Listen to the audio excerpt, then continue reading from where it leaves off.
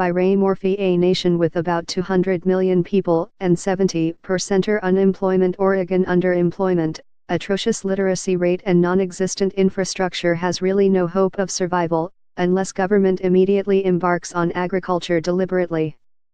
It is important to note that only real focus in agriculture will make a difference, and not the haphazard approach, which has not improved the agriculture sector. I mean the sort of agriculture that requires mass mobilization that will encourage and lead to cultivation of all arable land, in every part of the country. When the reader sees our landscape from the air, as I often do, it will be glaring to him or her that no real agriculture is going on, anywhere. As a matter of fact, looking at the country from the comfort of an aircraft, you will notice that only insignificant percent of available land is cultivated.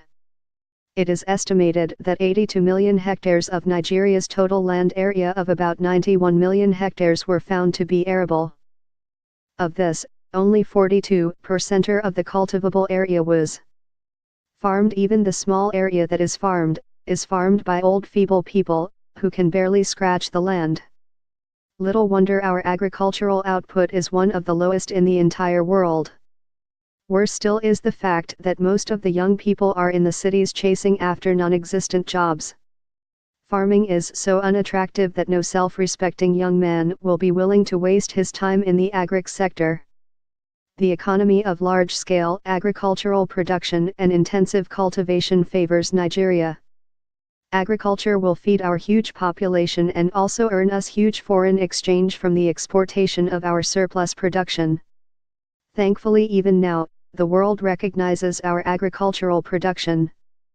Our beneast is exported and consumed worldwide when processed into high-grade low-calorie vegetable oil. Our cocoa is also valued as raw material for the production of chocolate by developed countries and is unfortunately more expensive and more rewarding to the manufacturers than the return on investment by our local farmers, who are shortchanged at the international market.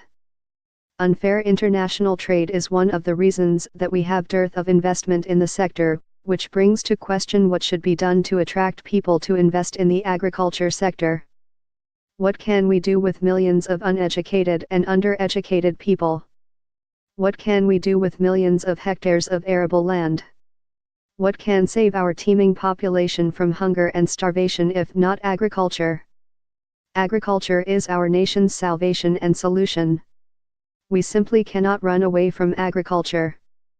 Sadly, our poor work ethic is inimical to intensive cultivation, the sort that is practiced in Israel and in Asian countries.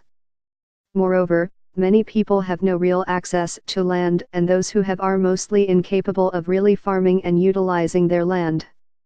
I mean real intensive farming with modern tools and requisite funding.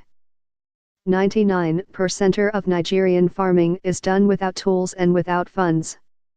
What we call agriculture is just people scratching the land with hoes and machetes.